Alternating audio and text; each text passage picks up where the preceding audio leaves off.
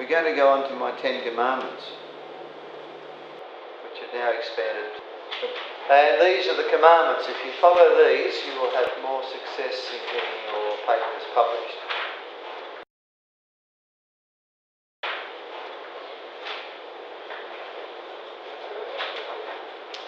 The midnight rule. Now, most editors and reviewers, or even examiners if you're writing a thesis, are very busy people. They're people like Wayun and myself who often travel to conferences. We work very hard. I don't know what hours you guys work, but I work from 8 o'clock in the morning till about 5 o'clock at night, and then I go home and I have my dinner and I sit down and I do 3 or 4 hours of writing every night before I go to bed. So I work 10 and 12 hour days, 5 days a week, and I'm supposed to be retired. So most editors and professors work those kinds of hours. So when we get around to reading your paper, it's on a plane when we're flying from somewhere, or it's late at night. And we're all grumpy people.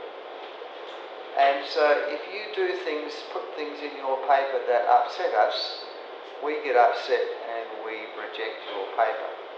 So make it easy to read. If we see spelling mistakes in the first sentence of your paper, it really makes us cross that you've bothered to send that to us.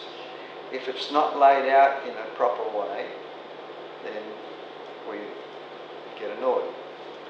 Don't use very, very long sentences. In Korean, I'm not sure about other Asian languages, it's quite common practices to make sentences which are very, very long, with lots of ands and things joining them up. Don't do that. When you're writing English to start with, just check and make sure that none of your sentences are more than about 20 words long. If they are, cut them into several shorter sentences. Maybe when you get more experienced you can write longer sentences, but don't make a habit of it. 20 words, one sentence. Lots of paragraphs are better than very long paragraphs. Each paragraph should only deal with one subject, no more. If you have the choice about the kind of referencing system that you use the Harvard system. Most people now use the Vancouver system, which just gives a number at the end of each sentence, which means that the poor old professor's got to flip to the back of the paper to find out what the reference is. If you've got the name and the date, then mostly we can recognise the references and it saves us having to flip across. So just a tip, if you are writing a thesis for your PhD or Masters, always use the Harvard referencing system with the author's name and the date. It makes it so much easier for the examiner to mark your thesis. And if you make the examiner happy, you will pass. Okay. Don't use abbreviations. Now, if I'm reading a paper and I see CHD, I have no idea. Is it congenital hip displacement? Is it coronary heart disease? What does it mean? And it makes me cross. And because I've got to try and work it out. It's imprecise. Don't use abbreviations. Write each paragraph or section as a fairy tale. And we'll come back to that in a minute. Now, the girlfriend rule. Now, in the interests of both genders, it's either the girlfriend or the boyfriend rule. Make sure that your girlfriend can understand what you have written. So get a person who is not an expert in your field to read your paper and see if the English is understandable. Nowadays, people are experts in a very, very small area of science. So it is unlikely that the reviewer for your paper or the examiner from your PhD thesis is going to be an expert on exactly the topic of your paper. So make sure that it's written in good scientific language, but that it is also understandable by people who are not experts in that exact field. The grandmother rule. Visit your grandmother regularly and leave a copy of your data and your writing with her. Now, people back up their computers, but even the backup disks can still collapse. So put it on a CD-ROM or something or other and take it there.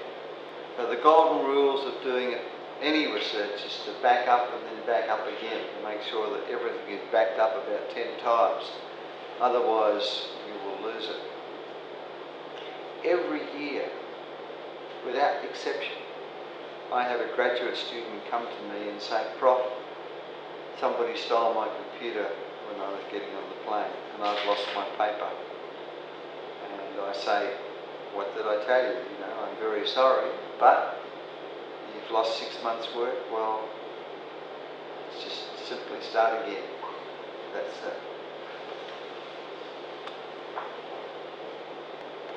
Speed reading rule.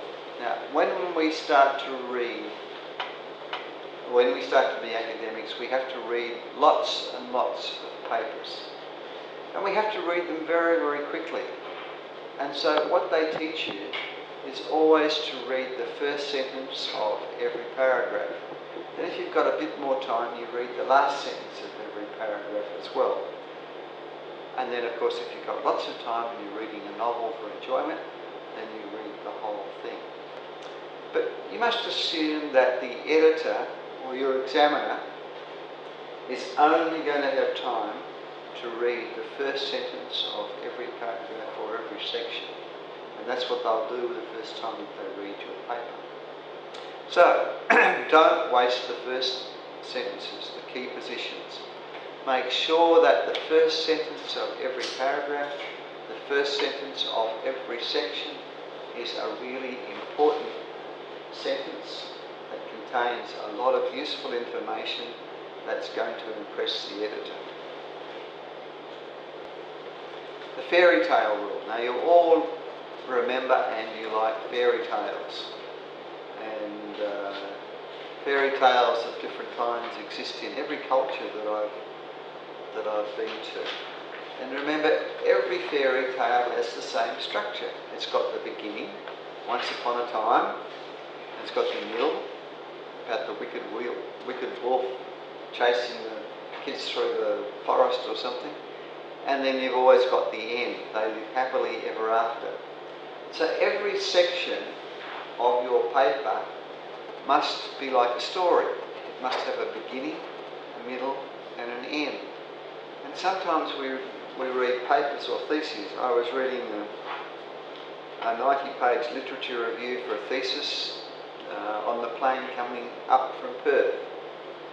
And my PhD student simply stopped. And I thought, oh, I must have not copied the last couple of pages of her thesis, because it just simply stopped. There's no concluding words or paragraphs summarising what she had found or anything. So the first thing, and she should know better because she's been to this lecture. So the first thing I will have, I think it's probably because she's got other things on her mind. She's getting married the weekend after I go back to Perth, and she was probably thinking of other things. But the first thing that I'm going to have to talk to her is, look, you just can't simply stop. You've got to write a couple of paragraphs that summarise what you found and that end up as a conclusion. So make sure that you think of fairy tales whenever you're writing an article.